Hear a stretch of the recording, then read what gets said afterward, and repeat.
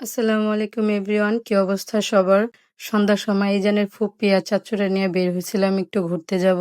তো আমাদের এলাকায় মেলা হইতেছিল, তো ওইখানে চলে গেলাম। আর মেলাতে এত ভিড়, এত মানুষ।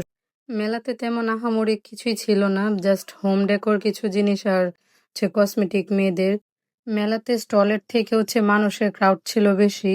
ইজান তো বারে বারে শুধু এই বেলুনগুলার দিকেই তাকায় আছিল। আমি বলতেছিলাম একটা কিনা দিতে ওরে, কিন্তু ওর বাবা কিনা দেয় নাই, বলে এগুলা তো গ্যাস থাকে, এর জন্য আর দেয় নাই। আর এইদিকে আমি ওর সাথে একটা ছবি তোলার জন্য ব্যর্থ চেষ্টা করতেছিলাম, কিন্তু পারলাম না। আর আমি তো এই জায়গায় আটকায় গেলাম, এত সুন্দর সুন্দর জামদানি শাড়ি ইচ্ছে করতেছিল সবগুলা নিয়ে নি। আর এইদিকে নৃত্য পরিবেশন হচ্ছিল।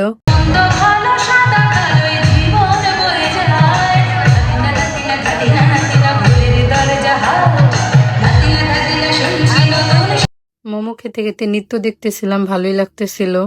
তো পরে বাসায় চলে আসছি। আর এদিকে ইজানের আব্বু পুরি আর হালিম নিয়ে আসছিল। তো রাতে বসে বসে এগুলাই খাইছিলাম। আর ইজানের আব্বু তো পুরা রাস্তা ইজানরা এইভাবে কাঁধে কোলে করে আর নিয়ে আসছে, কাউরে দেয় না কোলে নিতে। আসলে বাবারা এমনই হয়, উনি তো শুধু একদিনের জন্যই আসে, এর জন্য ছেলের প্রতি মায়াটা একটু বেশি কাজ করে হয়তো। তো সকালবেলা ভোর 5টার সময় ঘুম থেকে উঠছি, ইজানের আব্বু চলে যাবে। তো উনি 5:30টার দিকে চলে গেছে।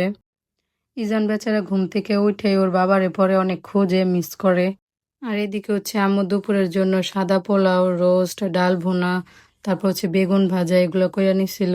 ইজানের ফুপ্পি আর চাচ্চু আজকে চলে যাবে। তো আজকের ভিডিওটা এই পর্যন্তই। আল্লাহ হাফেজ, সবাই ভালো থাকবেন। আর ভিডিওটা কেমন হয়েছে অবশ্যই কমেন্ট করে জানাবেন।